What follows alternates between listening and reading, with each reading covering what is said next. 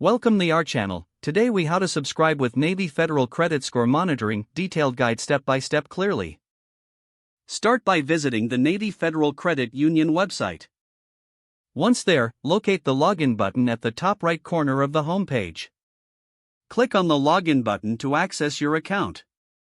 If you are not a member yet, you will need to sign up for an account. Follow the prompts to create a new account if necessary. After logging into your account, navigate to the Credit Score Monitoring section.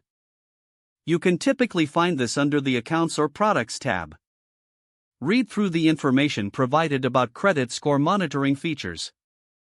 You may be required to confirm your identity through security questions or verification. Follow the on-screen prompts to complete any necessary identity verification. Once verified, you will be taken to the subscription selection page. Choose the credit score monitoring plan that fits your needs. Click on the plan to view more details and confirm your selection. Review the terms and conditions carefully before proceeding. Agree to the terms if you are comfortable with them.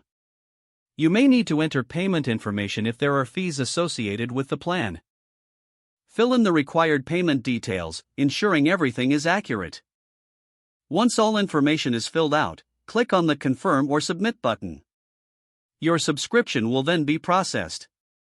After processing, you should receive a confirmation message.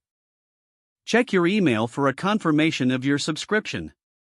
You now have access to Navy Federal Credit Score Monitoring services. Regularly check your account for updates and alerts about your credit score. If the page does not load, refresh the browser or try again in a private or incognito window.